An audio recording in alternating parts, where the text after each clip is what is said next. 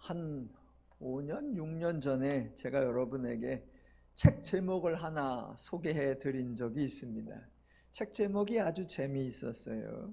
저희 세대에서는 상상할 수 없었던 사고방식, 그런 표현을 사용하리라고는 전혀 예상할 수 없었던, 저는 매우 좀 신기했었고, 와, 이게 세대 차이인가? 젊은 애들의 새로운 표현 방식인가? 라고 놀랐던 책 제목이 있었습니다. 그 책 제목이 죽고 싶은데 떡볶이나 먹고 싶어. 네, 책 제목이 그래요. 죽고 싶은데 떡볶이는 먹고 싶어. 2018년도에 출판된 책으로 여성 작가가 자신의 삶에 대해 기록한 에세이 책자였습니다. 그 작가가 20대 후반일 때 우울증을 진단받았고, 그래서 담당 의사와 상담하는 그 과정을 소개하는 그런 내용이었습니다.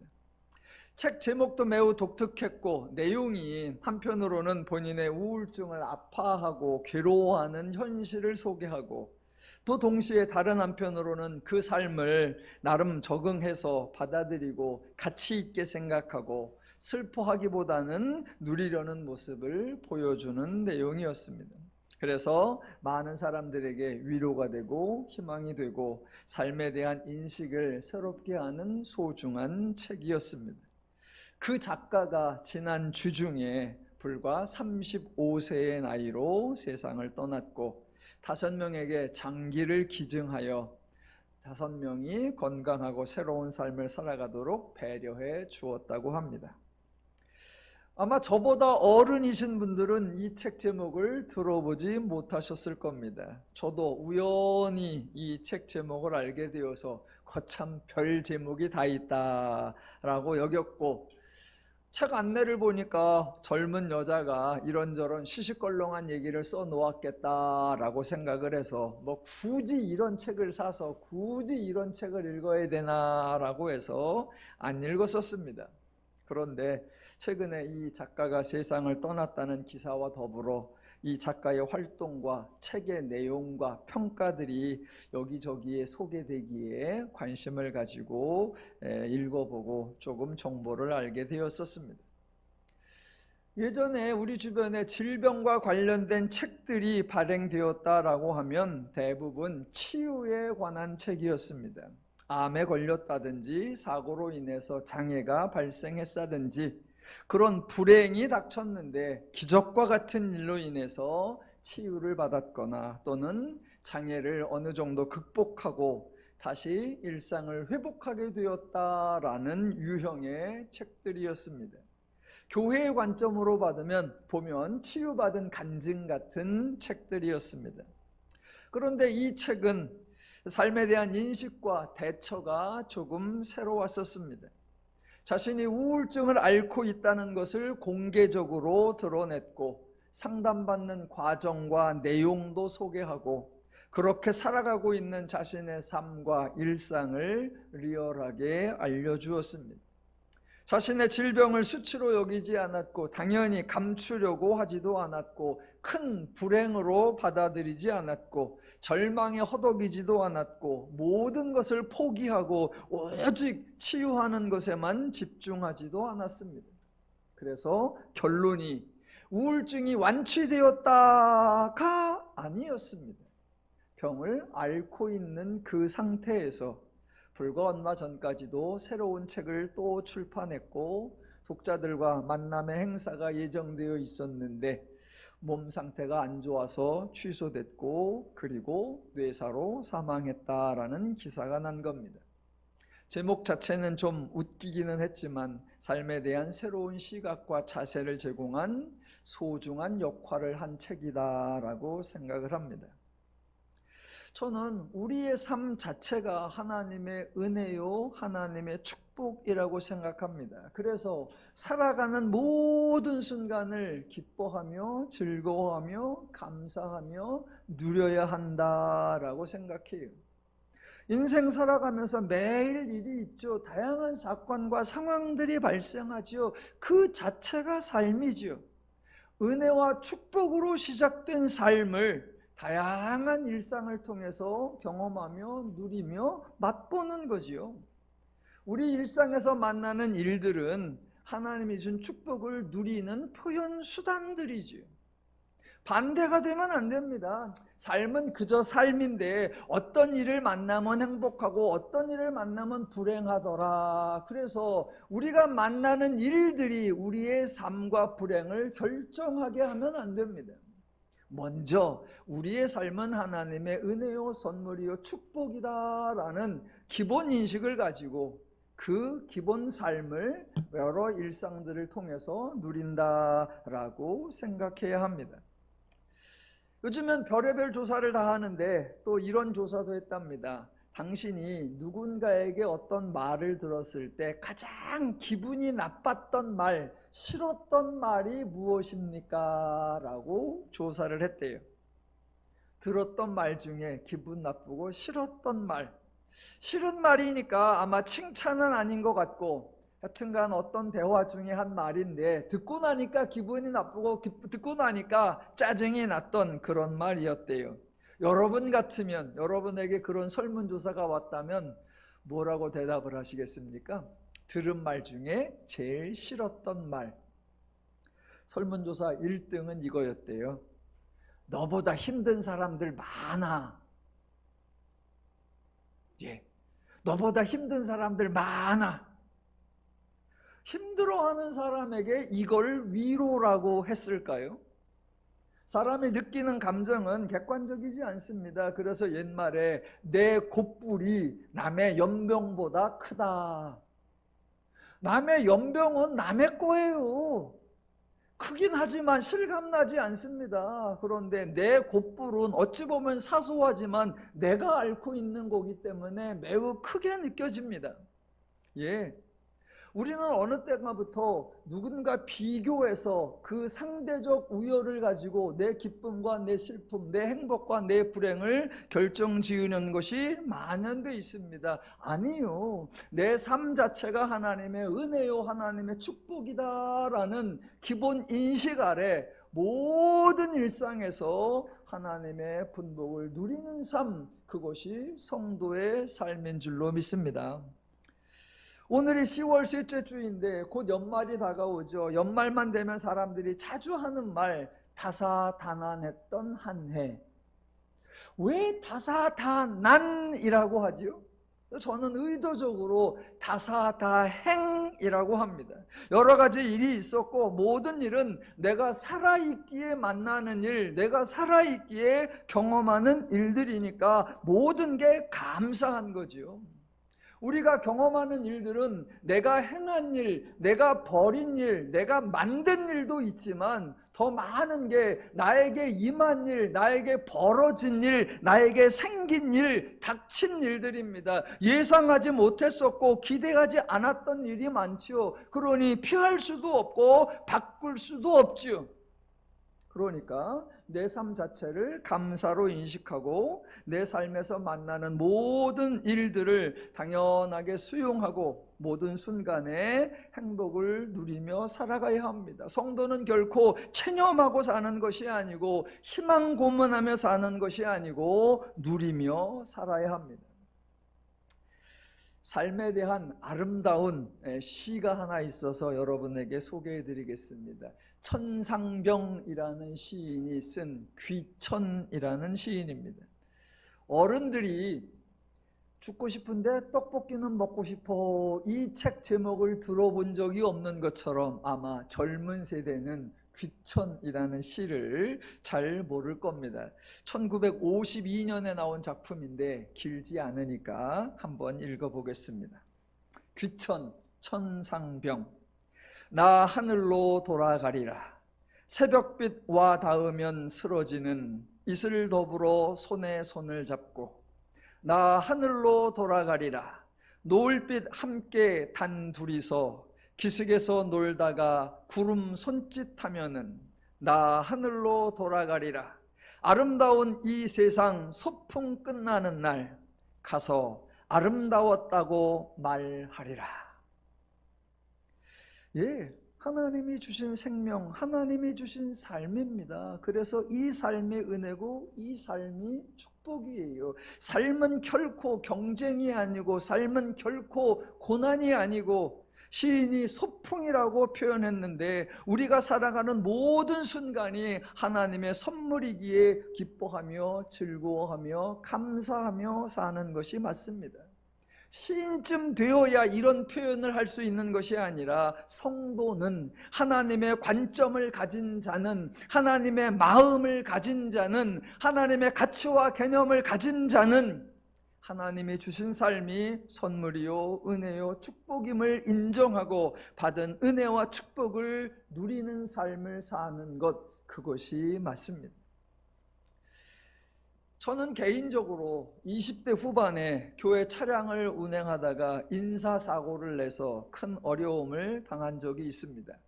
한 가정을 풍비박산냈고, 부모와 형제들의 삶을 곤고함으로 몰아넣었고, 한 교회를 아예 사라지게 만들었고, 저 자신도 젊은 나이에 어찌해야 할지 모르는 힘든 일이었습니다.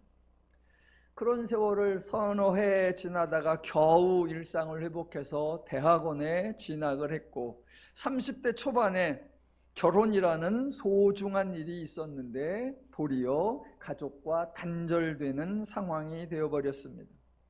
신혼이라는 설렘이 있어야 했는데 현실에서는 빈털터리라는 표현을 아주 실감했고, 천혜고아라는 표현이 딱 들어맞는 신세가 되었었습니다.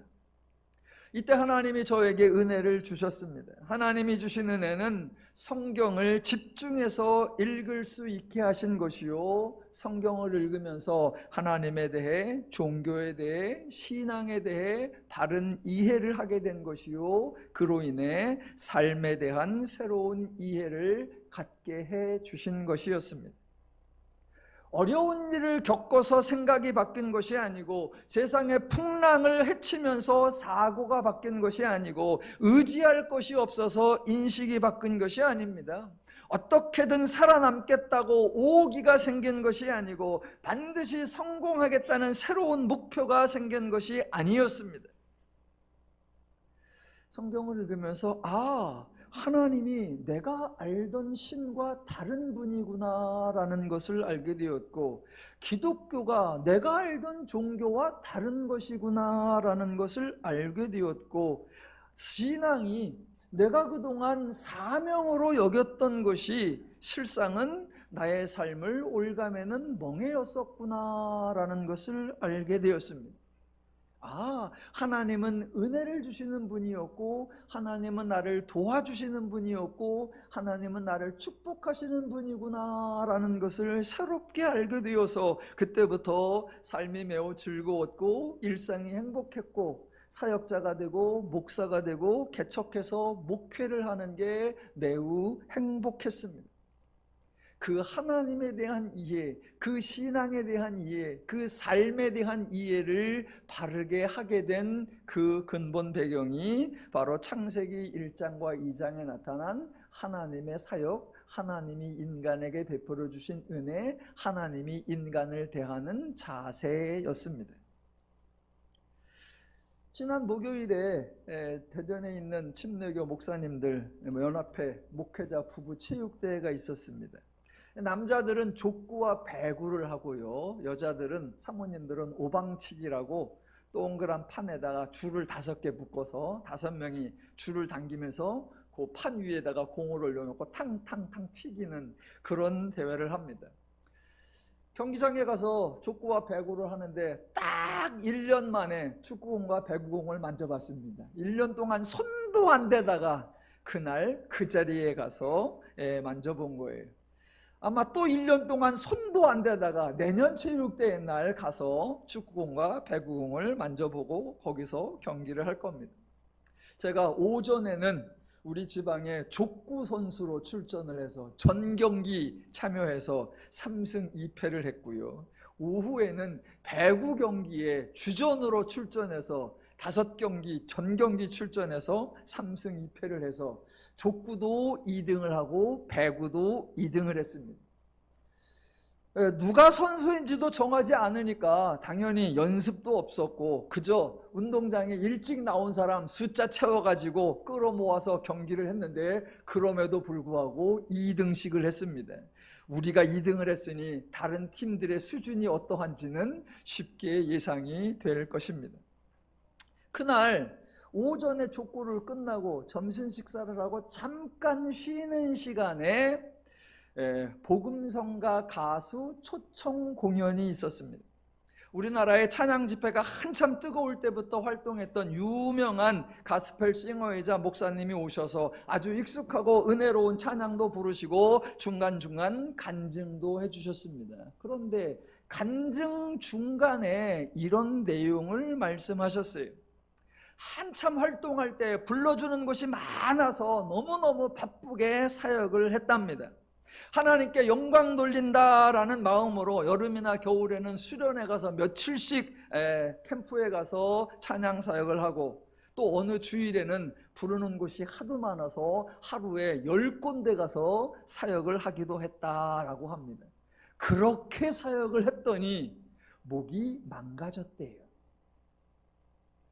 그 간증을 딱 하는 순간 저하고 제 아내가 옆에 있었는데 그렇게 사역을 하다가 목이 망가졌습니다 라고 말하는 순간 저하고 아내가 마음이 딱 맞았어요. 그래서 둘이 서로를 따라보면서 둘이 동시에 한다는 말이 그렇게 다니니 망가지지. 막 어머 불쌍하다 측은하다 이게 아니라 그렇게 다니니 망가지지. 고래고 있는데 앞에서 계속 간증을 해요. 그래서 몸이 망가져갖고 하나님 앞에 살려달라고 간절히 부르짖었더니 천만다행으로 하나님이 은혜 주셔서 회복했습니다. 이렇게 회복되어서 오늘도 이렇게 와서 찬양하고 있고 또 전국 방방곡곡을 다니고 있습니다. 그래요. 그때 또 저하고 아내가 마음이 딱 맞아갖고 둘이 또 서로 쳐다보면서 또 망가지겠네. 고쳐주지 말 걸 그랬나? 저하고 안 사람이 참 안 맞는데 남 빈정거리는 데는 딱딱 맞아. 삶을 열심히 사는 것, 삶을 성실히 사는 것은 당연합니다. 하지만 하나님을 위한다는 명분으로 과도하게 무리를 하는 것은 전혀 맞지 않습니다. 그런데 안타깝게도 많은 성도님들이 이 찬양 사역자의 패턴을 반복합니다. 교회에서 하나님을 가장 우선시해야 한다라고 배웠기 때문입니다. 어느 선교단체는 이름을 지었는데 선교단체의 이름 자체가 우리나라 말로 하면 예수가 첫 번째, 다른 사람이 두 번째, 너는 세 번째, 그거를 영어로 만들어서 영어의 첫 글자를 따서 선교단체의 이름을 짓기도 했습니다. 예수가 첫째, 너는 다른 사람이 두 번째, 너는 셋째. 하나님을 높이고 하나님을 위해서 희생, 헌신, 충성을 해야 한다라고 들어왔습니다. 당연히 삶은 고난의 길을 가고 가시밭길을 가고 좁은 길을 가야 한다라고 생각했었습니다. 여러분, 이런 생각, 이런 행동, 이런 사역 패턴들이 바로 하나님에 대한 오해, 기독교에 대한 오해입니다. 사람들이 생각하고 있는 신과 성경이 알려주는 하나님은 다릅니다. 조금 다른 것이 아니라 완전히 다릅니다. 사람들이 알고 있는 종교와 성경이 알려주는 종교는 다릅니다. 약간 다른 것이 아니라 완전히 다릅니다. 사람들이 행하고 있는 종교 행위와 성경이 기대하는 종교 행위는 다릅니다.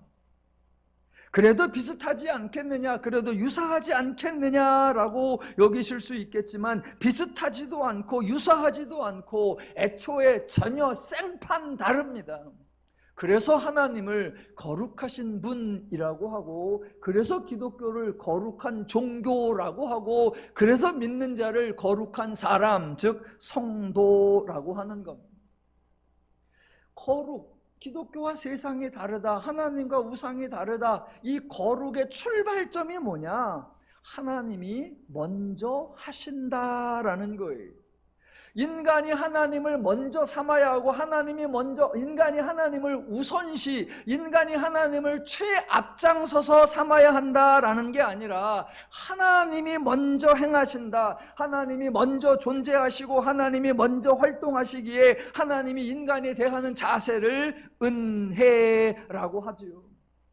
하나님이 인간에게 은혜를 베푸시고 인간은 하나님에게서 전적인 은혜를 받는 거예요. 그래서 기독교에서 하나님은 인간을 전혀 힘들게, 어렵게, 불편하게 하신 적이 없습니다. 창세기 1장, 2장에서부터 확인이 되는 거예요. 하나님이 인간에게 지시하신 게 없고 하나님이 인간에게 요구하신 게 없지요. 구약의 후반부에 가면 예언자들이 나오는데, 어제 이제 성경 통독을 할 때 구약의 맨 마지막 부분을 읽었어요. 이렇게 읽는 중에, 야, 하나님이 이렇게 탄식하시는구나, 하나님이 이렇게 호소하시는구나, 하나님이 억울해서 이렇게 항변하시는구나, 그런 구절이 있었어요. 미가서 6장 3절에 하나님이 이렇게 말씀하세요. 미가서 6장 3절, 내 백성아, 내가 무엇을 네게 행하였으며 무슨 일로 너를 괴롭게 하였느냐.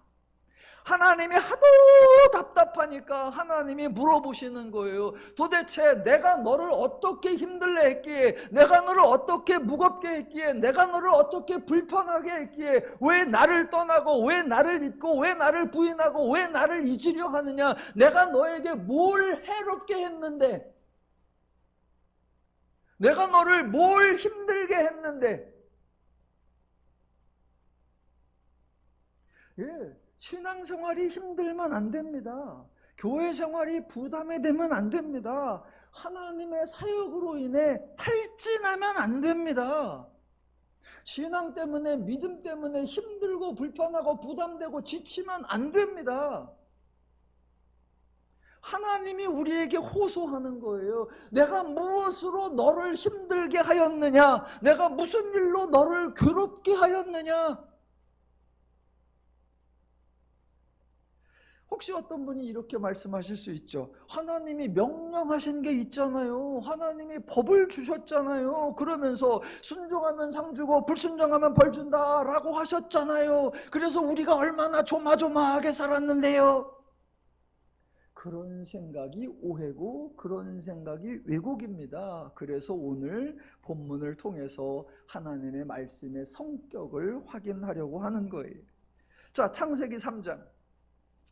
자, 뱀이 여자를 만나서, 또는 여자와 뱀이 만나서 대화를 하는 장면인데, 자, 3장을 읽기도 전에 성도님들은 이미 창세기 2장 16절과 17절, 그것을 하나님의 법, 하나님의 명령, 하나님의 계명이라고 심각하게 오해를 합니다. 그 구절 읽어볼까요? 창세기 2장 16절 17절. 여호와 하나님이 그 사람에게 명하여 이르시되 동산 각종 나무의 열매는 내가 임의로 먹되 선악을 알게 하는 나무의 열매는 먹지 말라. 내가 먹는 날에는 반드시 죽으리라 하시니라 입니다. 여러분, 이 말씀이 명령입니까? 이 말씀이 법입니까? 이 말씀이 계명입니까? 저는 아니라고 합니다. 어제 오늘의 문제가 아니고 우리나라만의 문제가 아니고 기독교만의 문제가 아닙니다. 이 본문을 이해하는 많은 사람들이 공통적으로 가지고 있는 오해와 왜곡입니다. 우리말로 하나님의 말씀을 법이라고 번역을 하죠. 영어로는 law라고 번역을 하고요. 그래서 십계명, 원래 하나님은 10마디 말씀이라고 했는데 우리말로 십계명이라고 하고 영어로는 The Ten Commandments라고 하죠. 그러니까 하나님의 말씀에 대한 약간의 오해가 아니라 본질적 오해입니다. 하나님을 섬기고 하나님의 말씀, 즉 성경을 읽는 유대교와 기독교 모두 하나님의 말씀을 법이라고 오해를 합니다. 이게요, 오해가 오해를 낳고 오해가 오해를 낳아서 계속 오해가 발생합니다. 하나님의 말씀을 법이라고 해놓고 이 하나님의 법, 하나님의 계명에 대하여 부연 설명을 해요. 하나님의 말씀을 법이라고 해놓고 법에 대한 부연 설명을 하니까 그게 또 엉뚱한 소리가 돼요. 율법이 유대교에면 하나님의 계명, 하나님의 율법이 숫자가 613가지라고 해요. 창세기부터 유대교에서 강조하는 창세기, 출애굽기, 레위기, 민수기, 신명기, 요거를 토라라고 하는데 이 책에서 하나님이 하라 하지 마라 라는 걸 일일이 다 씌워봤더니 613가지가 된다고 합니다. 12세기경에 스페인의 코르도바라고 하는 지역에 유대인 랍비가 하나 살았어요. 마이모니데스라고 하는 이 유명한 랍비가 성경을 읽으면서 율법의 개수를 613개구나 라고 말하기 시작했어요. 그때부터 이제 율법은 613가지라고 합니다. 자, 613개를 구분을 해봤더니 뭐뭐 하라라고 하는 긍정명령이 248개, 뭐뭐 하지 말라라고 하는 부정명령이 365개라고 합니다. 여러분, 왜 613가지일까요? 그랬더니 이 마이모니데스라고 하는 사람이 설명을 합니다. 뭐뭐 하라라고 하는 긍정명령이 248개인데 왜 그러냐 하면 머리부터 발끝까지 이 신체를 부분해 보니까 우리 몸이 248개의 기관으로 구성되어 있대요. 그리고 또 하지 말라가 365개인데 1년이 365일이래요. 그래서 하나님께서 뭐뭐 하라라고 하는 248개와 하지 말라라고 하는 365개를 합쳐서 613개를 만든 거는 네 온 몸, 온 신체 기관을 통해서 네 온 날 동안에 하나님 말씀을 지키라 라는 의미다라고 설명을 해요. 그럴듯하죠? 예, 아무 연관이 없어요. 하나님은 이런 의미로, 이런 숫자로, 이런 법을 말씀하신 적이 없습니다. 그런데 사람들이 하나님의 말씀을 법이라고 생각을 하고, 그러니까 법에 대한 이런저런 부연 설명을 만들어내는 거예요. 한번 컴퓨터에 검색을 해보십시오. 율법 613가지 순서대로 알려줘, 뭐 그런 거 찾아보면 창세기부터 신명기까지 613가지가 순서대로 쫙 나와요. 이렇게 보면 이것도 계명이야? 이 구절에서 이 본문은 계명이 아닌 것 같은데 그런 것도 나와 있습니다. 자, 그 중에 하나, 오늘 본문과 관계된 거 설명을 해볼게요. 아주 재미난 게 있는데 창세기 1장과 2장에 기독교에서 너무나 철석같이 하나님의 명령이다, 하나님의 법이다 라고 생각하는 게 있습니다. 그런데 기독교에서 너무나 철석같이 하나님의 법이라고 생각하는 두 개가 있는데 이 두 개 중에 하나는 유대교의 율법에도 포함되어 있는데 하나는 유대교의 율법에 포함되지 않은 게 있어요. 자, 그 중에 하나가, 자, 먼저가 창세기 1장 28절이에요. 제가 한번 다시 읽어볼게요. 하나님이 그들에게 복을 주시며 하나님이 그들에게 이르시되 생육하고 번성하여 땅에 충만하라, 땅을 정복하라, 바다의 물고기와 하늘의 새와 땅에 움직이는 모든 생물을 다스리라 하시니라. 요걸 기독교에서는 하나님이 인간에게 주신 문화명령이라고 합니다. 그리고 유대교에서도 613가지 계명 중에 첫 번째 계명이 바로 이거다라고 해요. 그런데 제가 지난번에도 설교했지만 여러분, 1장 28절 맨 앞에 이 말씀의 성격이 정확하게 밝혀져 있습니다. 뭐라고 나옵니까? 하나님이 그들에게 복을 주시며 하나님이 그들에게 이르시되입니다. 아니, 세상에 복을 주시며 하시는 말씀을 명령이라고 합니까? 복을 주시며 하시는 말씀을 명령이라고 하는 건 이건 도대체 누구 머리에서 나온 생각이고 어떤 기준에서 정한 거예요? 복을 주시며 그들에게 이르시되, 그러니까 이 말씀은 결코 명령이 아니라 말 그대로 복을 주시는 말씀이에요. 그런데 기독교도 유대교도 이건 하나님의 법이다, 하나님의 계명이다라고 생각을 했어요. 두 번째, 그게 바로 창세기 2장 16절과 17절입니다. 아마 많은 성도님들은 창세기 1장 28절을 신학적 용어로 하나님의 문화명령이라고 한다라는 말을 못 들어보셨을 수도 있습니다. 왜? 신학적 용어니까.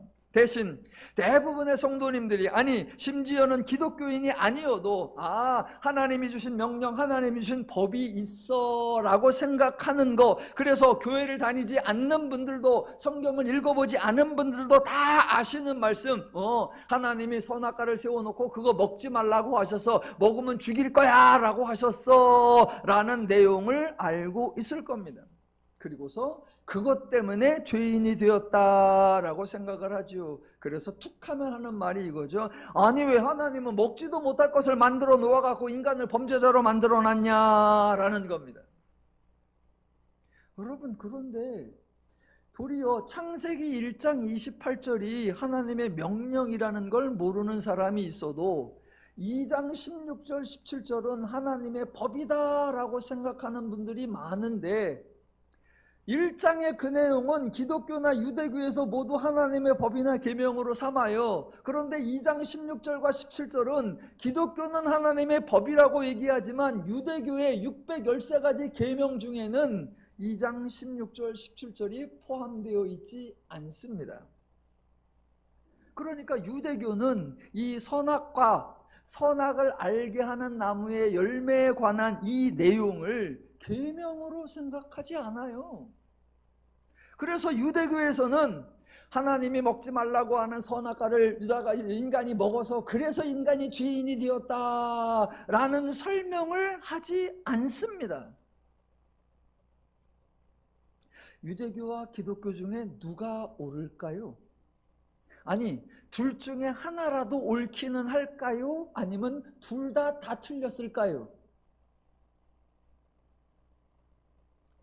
왜 먹지도 못하는 거, 먹지도 못하게 하실 것을 하나님이 만드셨는가? 그걸 따지기 전에 선악을 알게 하는 나무와 관련된 내용이 과연 법인가? 라는 걸 따지기 전에 그런 말씀을 하시고 그런 사역을 행하신 하나님에 대해서 바르게 이해를 해야 합니다. 그러니까 순서가 잘 되어야 돼요. 하나님은 잘 모르는데 하나님이 그런 일을 하셨어, 하나님이 그런 말씀을 하셨어, 그러니까 이 말씀은 법일 거야 라고 생각하면 안 됩니다. 하나님을 바로 알아야 이 하나님이 말씀하셨다면 이거는 무슨 의미일까? 이런 하나님이 사역을 행하셨다면 이 사역은 어떤 의미일까? 하나님으로 인해 그 말씀과 그 사역이 이해가 되어야지, 하나님에 대해서는 모른 채 하나님이 그런 말씀을 하신 적이 있어, 하나님이 그런 사역을 행동한 적이 있어 라고 강조하면 안 돼요. 순서가 바뀌면 안 됩니다.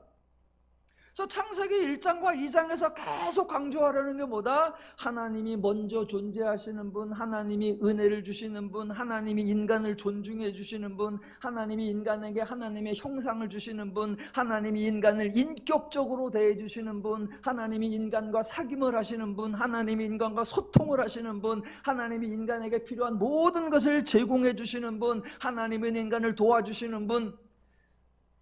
한 번쯤은 그냥 아멘을 해봐요. 짜고 치는 고스톱에 서로. 창세기 1, 2장이 그 하나님을 자꾸 강조하는 거예요. 그래야 이런 하나님이 이런 말씀을 하셨고 이런 하나님이 이런 조치를 하셨어 라고 해야 그 말씀과 그 조치가 바르게 이해되는 거예요. 그런데 우리는 자꾸 하나님에 대한 이해보다 이런 말씀이 있었어, 이런 법이 있었어, 이런 계명이 있었어, 이런 조치가 있었어, 이런 사역이 있었어 라고 생각을 합니다. 그러니까 오해가 만들어져요. 그러니까 저 여러분이 교회에 이런 걸 개혁합시다, 신앙에 이런 걸 바꿔봅시다, 저는 그렇게 하지 않냐고 계속 성경 본문을 통해 우리 하나님이 어떤 분이신가, 우리 하나님이 우리를 어떻게 대하시는가, 그거부터 계속 소개하는 거예요. 창세기 강해를 시작해서 벌써 14번을 했고 오늘 15번째인데 이제사 3장 들어왔습니다. 제가 진도 빨리 나가지 않을 거예요. 급할 이유가 하나도 없어요. 저와 여러분이 당장 해야 할 절박한 종교 활동, 종교 행위가 없습니다. 저와 여러분이 우리의 생각, 우리의 사고, 우리의 가치, 우리의 개념, 우리의 인식, 우리의 원리를 바꾸는 것이니까 아주 차분히, 아주 디테일하게, 아주 논리적으로 납득이 될 수 있게 진행해 갈 겁니다. 우리 하나님 인격적인 분입니다. 그렇다면 하나님과 인간의 관계는 저절로 인격의 관계, 존중의 관계, 사귐의 관계, 소통의 관계입니다. 기독교가 하나님을 인격적인 분으로 소개하면 하나님과 관련된 모든 내용을 인격적인 차원으로, 인격적인 관점으로 설명해야 합니다. 하나님은 인격적인 분이신데 하나님의 원리나 방법은 독재와 독선이다 라고 말하면 말이 성립되지 않습니다. 하나님은 인격적인 분이신데 인간을 지배하고 통제하고 간섭한다 라고 하면 말이 성립되지 않습니다. 하나님은 인격적인 분이신데 대화나 소통을 하는 것이 아니라 일방적으로 명령하고 법으로 규정하여 강요하신다 라고 하면 말이 성립되지 않습니다. 하나님은 인격적인 분이신데 피도 눈물도 없이 오직 인간이 행한 대로 상벌로 갚으신다 라고 하면 말이 성립되지 않습니다. 그래서 성경의 표현들, 성경의 구절들, 성경의 기록들을 이해하는 가장 기본적인 내용, 하나님의 말씀, 하나님의 성경의 말씀, 기독교 용어들, 하나님과 인간의 관계를 표현하는 것들이다 라고요. 이걸 제가 뭐라고 표현해요? 관계적 용어다라고 합니다. 이 성경에 나오는 말씀은 절대로 법적 언어가 아니다, 법률적 용어가 아니다라는 거예요. 하나님과 인간의 관계에서 사용하는 그 관계를 드러내고 관계를 표현하는 관계 언어이지 결코 법적 용어, 법률적 언어가 아니다. 그런데 기독교가 다 오해를 해요. 왜 오해한다? 그 용어가 세상에서 쓰고 있는 세상의 법과 세상의 법 제도에서 사용하는 용어와 동일한 용어를 사용하기 때문이에요. 이런 걸 흔히 이제 동음이의어, 같은 발음을 하는데 뜻이 다르다라고 하죠. 예. 세상에서 쓰는 용어와 기독교에서 쓰는 용어가 같아요. 그런데 기준이 다르고 의미가 다르고 내용이 달라요. 가장 대표적인 게 뭐다? 죄 또는 죄인입니다.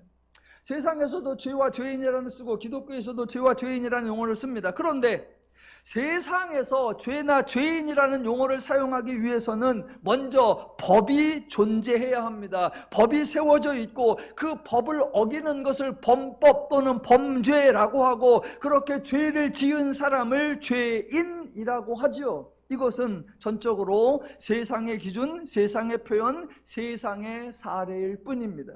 법을 정해주고 법을 어기는 것을 범죄라고 하고 범죄한 자를 죄인이라고 하는 거 세상의 사례예요. 그러면 여러분이 그 차이점을 이해하실 수 있도록 제가 한번 이런 예를 들어볼게요. 질문을 한번 해볼게요. 자, 세상에서 법을 정해줬는데 법을 어겼어. 그 사람을 죄인이라고 해요. 그러면 죄를 짓지 않은 사람은 뭐라고 부르죠? 세상에서 법이 있는데 법을 어겼어. 그러니까 죄인이라 그래. 그러면 법을 어기지 않은 사람, 법을 어긴 사람은 죄인. 그러면 죄인이 아닌 사람을 뭐라고 불러요? 여러분은 세상에서 죄인이 아니시죠? 누가 여러분을 법에 고소하지 않았고 그래서 여러분이 법정에서 죄인이라는 판결, 선고를 받지 않았습니다. 그런 저와 여러분, 죄인이 아닌 저와 여러분을 세상에서 뭐라고 부르죠? 별도의 호칭이 있나요? 없습니다. 없어요. 그냥 저와 여러분은 그냥 시민이고 그냥 일반인이에요. 죄를 지은 자는 죄인이라고 하지만 죄를 안 지은 자는, 법에서 죄를 짓지 않은 자, 법을 준행한 자를 뭐라고 부른다? 없어요. 그냥 시민이고 그냥 일반인입니다. 자, 그렇다면 이제 성경으로 와보겠습니다. 기독교로 와보겠습니다. 자, 기독교에서 그동안 하나님이 법을 주셨다라고 말을 하고 그 법을 불순종하여 법을 어긴 사람을 죄인이라고 불렀다 했습니다. 그렇다면 그런 기독교의 논리에 의하면 자, 하나님이 주신 법을 어기지 않은 죄인이 아닌 자를 뭐라고 부르죠? 그런 용어가 있습니까? 자, 세상에는 그런 용어가 없다고 했습니다. 그런데 기독교에는 그런 용어가 있습니다. 그 용어가 뭐예요? 바로 의인이라는 거예요. 잘 보세요. 세상에서 살아갈 때 일상에서 평범하게 생활하고 있는 사람을 의인이라고 부르지 않습니다. 왜? 그거의 기준이 법이니까. 법을 어긴 사람은 죄인이지만 법을 어기지 않은 사람은 그냥이에요. 그냥. 어떤 사람이 교통질서 잘 지키고 어떤 사람이 법질서 잘 지킨다고 와 대단한 의인이시군요, 아무도 그런 표현을 쓰지 않아요. 그런데 기독교에서는, 성경에서는 의인, 즉 의로운 사람이라는 표현을 씁니다. 질문해 보겠습니다. 여러분은 의인이십니다. 의로운 일 하셨습니까? 의인이라고 불리울 만큼 법을 잘 준행하셨습니까? 율법이 기준이라고 한다면 율법 중에 하나라도 어기면 죄인인데 여러분은 단 하나도 어기지 않고 율법을 잘 준행하셨냐고요. 의인이라는 표현이 너무 부담스러우시다면 다른 표현, 세상에서는 쓰지 않지만 기독교에서 쓰는 표현 성도, 즉 거룩한 자라는 겁니다. 여러분 그렇게 거룩하십니까? 자, 기독교에서 구원을 받는 걸 전문 용어로 뭐라고 하냐면 이신칭의, 믿음으로써 의롭다 칭함을 받는다라는 거예요.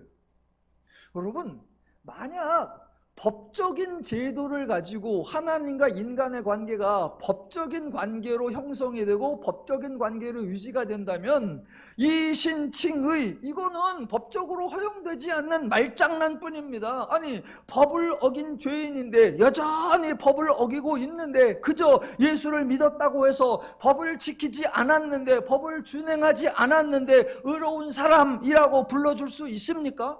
만약 이게 가능하다면 법은 아무 의미, 아무 소용, 아무 가치가 없어지는 겁니다.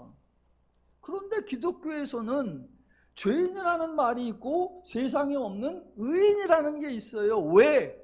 의인이라고 부르는 거나 죄인이라고 부르는 그 기준과 그 중심이 법이 아니기 때문이에요.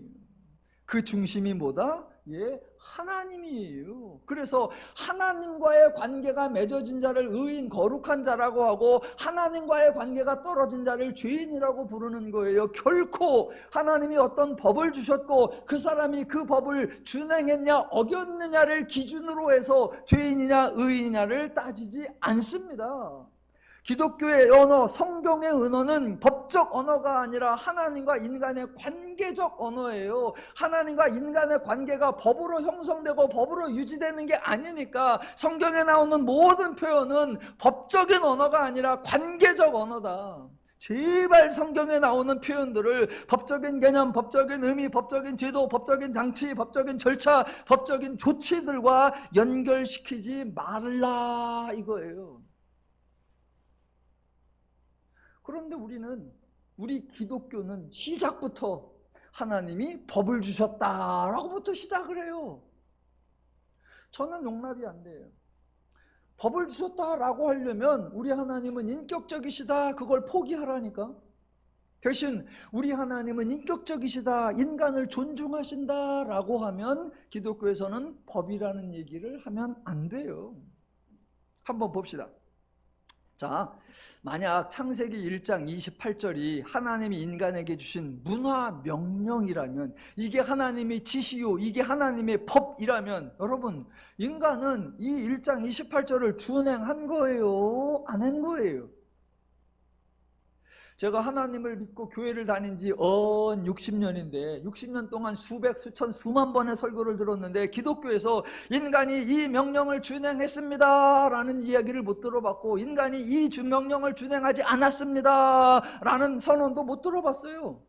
그냥 뭐라고 하냐? 1장 28절은 하나님의 문화명령입니다 라고 말할 뿐이에요. 문화명령은 그냥 명령일 뿐입니까? 문화명령 뒤에 이것을 준행하지 않으면 이렇게 형벌을 따르리라 그런 조치가 없으니까 준행하거나 준행하지 않거나 상관이 없는 거예요. 그래서 하나님도 별로 따지지도 않고 기독교도 특별히 1장 28절을 언급하지 않는 거예요. 그럴 바에 명령이라는 말을 하지 말지, 그럴 바에 법이라고 하지 말지, 그럴 바에 계명에서 빼지. 또 만약 창세기 2장 16절과 17절 하나님의 명령이고 하나님의 규정이고 하나님의 법이라고 한다면 그게 두 가지 조항이 있는 거예요. 하나는 동산 각종 나무의 열매는 내가 임으로 먹되, 임으로는 먹든지 말든지가 아니라 동산 나무를 풍성히 먹으라, 맛있게 먹으라, 먹을 수 있는 만큼 먹으라, 먹을 수 있는 대로 먹으라 라는 뜻이라고 했습니다. 그래서 하나는 동산 각종 나무의 열매를 먹으라 라는 거고, 또 하나는 선악을 알게 하는 나무 열매는 먹지 말라라고 하는 거예요. 그렇다면 만약 법으로 정해지고 법을 준행하라 라고 하면 하라는 것은 해야 하고 하지 말라라는 것은 말아야 합니다. 그렇다면 아담과 하와는 하라는 것은 다 했습니까? 그래서 하라라고 한 규정을 어긴 것이 없습니까? 다만 하지 말라라는 것을 한 것만이 문제입니까? 동산의 각종 나무의 열매를 먹으라라고 했는데 다 먹었답니까? 하라, 즉 먹으라라는 것에는 강제성이 없고 그거는 그냥 먹어도 되고 안 먹어도 되는 자유와 선택권이 있습니까? 그러면 법이 아니네요. 그러면 규정이 아니네요. 뭔 법이 하라라는 건 해도 되고 안 해도 되고 하지 말라라는 건 꼭 안 해야 되고, 뭔 법이 이렇게 일관성이 없어요?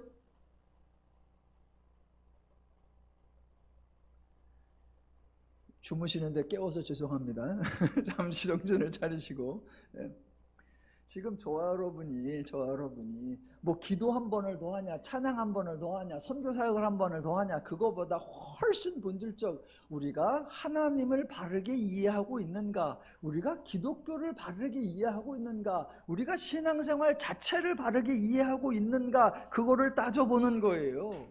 성경의 어느 한 구절을 좀 독특하게 새롭게 해석을 해보자라는 게 아니라 기독교의 근본 틀, 기독교의 근본 구조를 다시 한번 바르게 분별해 보자라는 겁니다. 앞서 말씀드린 것처럼 애초에 법이 아닌 것을 법으로 설정하고 법이 아닌 것을 법으로 자꾸 설명을 하려고 하니까 기독교의 설명이 꼬이는 거예요. 자, 하나님의 말씀을 법이라고 얘기를 합니다. 그랬더니 기독교가 그 다음에 뭐라고 한다? 여러분, 법을 세워놨으면 어떻게 해야 돼요? 법을 집행해야 되잖아요. 그래서 하나님이 뭐 하신다? 공평과 정의로운 분이시다 라고 말해요. 그렇게 공평과 정의로 인간을 뭐 하신다? 심판하시는 분이다 라고 말해요. 그렇게 하나님이 우리를 심판하시니까 우리는 뭐 해야 된다? 그 하나님을 두려워하라 라고 말해요. 아니, 모든 인간을 하나님의 법 아래에 가두어두고 모든 신경을 하나님의 법 준수에게 몰두하게 합니다. 그러니까 설교의 대부분의 내용이 뭐로 채워진다? 상과 벌로. 하나님이 명령하셨습니다. 하나님의 말씀은 지엄하고 준엄합니다. 이대로 지키지 않으면 형벌과 심판이 임합니다. 여러분, 오늘도 여러분의 삶을 돌아보시고 하나님이 여러분의 삶을 24시간 모니터하고 있다는 것을 잊지 마시고, 아니, 사랑의 하나님이라면서, 은혜의 하나님이라면서 신앙생활의 중심에는 은혜가 아니라 법이 자리를 차지하고 있습니다. 심각한 오해입니다. 그래서 제가 지난주 설명한 거, 사단이 우리를 그렇게 오해하게 만든 게 아니라 우리 스스로 그 오해에 빠져들어 있다. 자, 오늘 본문, 혹시 지금 이제 아니, 목사님이 너무 무리를 하시는 거 아닌가? 법이 아니라고 하면 이제 아담과 하와가 법을 어긴 걸 어떻게 설명할 건가? 법이 어긴 게 아니라고 하면 이제 3장 후반부에 나오는 하나님이 아담과 하와에게 심판을 내린 걸 어떻게 비켜나가려고 저래나? 기대하시라 개봉박두. 그게 아니라는 걸, 법이 아니니까 범법이 아니고 범법이 아니니까 심판이 아니고 심판이 아니니까 형벌이 아니에요. 전혀 다른 프레임으로 나가야 됩니다. 자, 오늘 이제 마지막 부분으로 가보겠습니다. 3장에 이제 피조물들 간의 대화가 처음으로 등장합니다. 하나님이 창조하신 인간과 하나님이 창조하신 피조물들의 대화가 등장해요. 그러면 가장 처음으로 하나님 말고 이제 피조물들끼리 하는 대화인데, 이 피조물들끼리 하는 대화가 첫 번째 등장하는 대화니까 아름다운 대화, 모범적인 대화, 매우 기쁜 대화, 우리에게 바람직한 대화, 그래서 우리가 본받을 만한 대화이면 좋겠는데, 창세기 3장 1절부터 나오는 대화는 바람직한 대화가 아니라 아주 몹쓸 대화가 나옵니다. 아주 고약한 대화가 나와요. 그럼 우리는 요 대화를 따라가야 하지 말아야 하지요. 그런데 저와 여러분이 은연중에 요 뱀이 했던 대화의 방식을 따라가고 있어요. 이게 탄식이에요. 자, 그럼 한번 정리를 해볼게요. 창세기 1장과 2장에서 강조해야 되는 게 뭐냐? 좋으신 하나님, 은혜를 주시는 하나님, 인간을 존중해 주시는 하나님. 그러니까 그 하나님의 피조물인 인간과 뱀이 대화를 하면 이 하나님을 강조하고 하나님이 주신 은혜에 감사하는 대화를 해 나갔어야 합니다.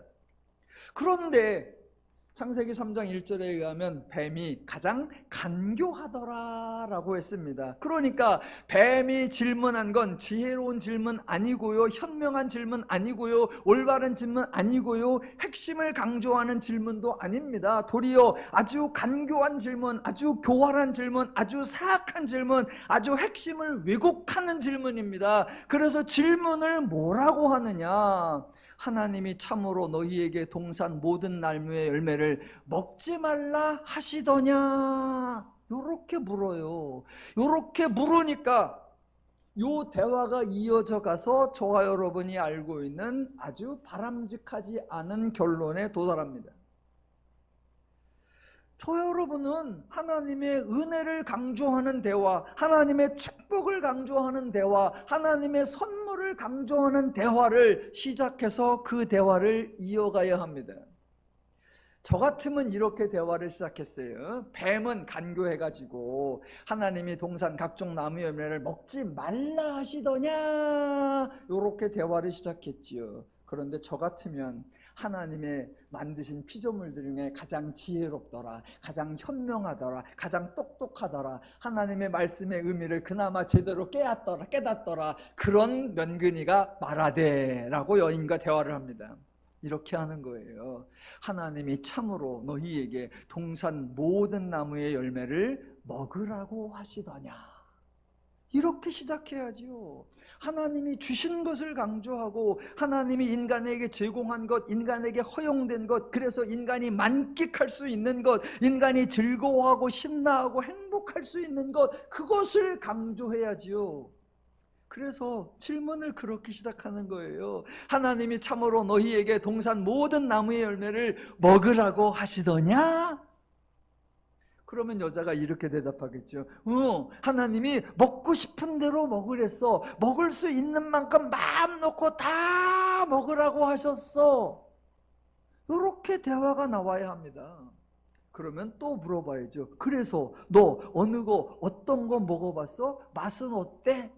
라고 하니까 여인이 또 대답하겠죠. 사과도 먹어봤고 배도 먹어봤고 망고도 먹어봤고 두리안도 먹어봤고 다 먹어봤는데 얼마나 맛있는지 몰라. 아직도 많이 남았어. 내일은 오른쪽 가서 키위도 먹어보고 산삼도 먹어보고 송이버섯도 먹어보고 별거 다 먹어보려고 해. 와, 하나님이 만드셔서 그런지 아주 먹음직스럽고 보함직도 하고 지혜롭게 할 만큼 탐스럽기도 하고 너무 좋아. 아직도 먹을 게 천지야. 계속 먹을 거야. 너무 좋아.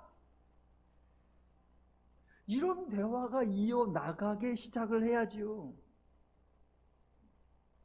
이런 대화가.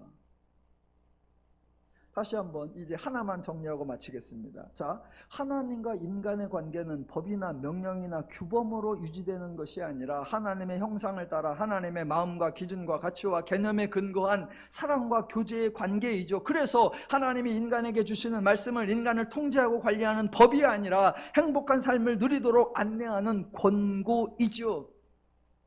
그런데 불행하게 여인과 뱀의 대화는 뱀이 주도를 했고, 그 뱀은 간교한 자로서 하나님의 은혜를 강조하는 것이 아닌 대화로 이어져 갔습니다. 제가 이렇게 생각하기에 오늘날 기독교가 자기도 모르는 채 뱀적인 대화를 시작해서 뱀적인 대화로 가요. 아니, 기독교는 뱀이 한 대화 방식과는 다르게 하나님의 마음을 가진 자, 하나님의 개념을 가진 자, 하나님의 은혜를 감사하는 자답게 하나님 관점으로 대화를 시작하고 하나님 관점으로 대화를 이어가고 하나님의 은혜가 강조되는 그쪽으로 대화를 끌고 가야지요. 예를 들면 이런 거예요. 뱀이 했던 대화식으로 오늘날 기독교가 하는 방식. 여러분, 하나님이 우리를 창조하셨습니다. 하나님은 창조자이시고 우리는 피조물입니다. 하나님의 말씀은 법이요 하나님의 말씀은 명령입니다. 우리는 하나님의 말씀을 준행해야 하는 의무가 있습니다. 이 의무를 행하지 않는 자, 하나님의 법을 어기는 것이요 어기는 자에게 하나님의 징계와 형벌과 심판이 있습니다. 여러분, 하나님을 두려워하며 사시기 바랍니다. 여러분의 말과 행동 하나님 앞에 심판받을 것이니까 떨며 경계하며 조심하며 신중하게 살아가십시오. 그게 뱀이 했던 대화 방식이에요. 터누림교회는 저는 달라야 한다고 생각합니다. 기독교의 대화 방식 달라야죠. 기쁜 소식을 주고받는 대화, 복음을 확인시켜주는 대화 방식이어야죠. 그래서 이렇게 시작해야죠. 여러분, 하나님은 우리를 사랑하셔서 하나님의 형상을 따라 인간을 존귀하게 창조해 주신 거 알고 계시죠? 하나님이 은혜와 복락을 풍성히 주시면서 마음껏 누리라 라고 하신 거 알고 계시죠? 수고하고 무거운 짐진 자들아 다 내게로 오라, 내가 너희를 쉬게 하리라. 하나님은 우리를 자유케 하며 하나님 우리를 안식케 하며 하나님 우리를 평안케 하시는 좋으신 하나님이라는 분 알고 계시죠? 예, 하루하루가 기쁨이요 즐거움이요 일상이 감사의 평안이요 우리의 인생 자체가 행복인 거 알고 계시지요? 마음껏 누리며 사시기를 주님의 이름으로 축원합니다. 이렇게 대화가 가야지요.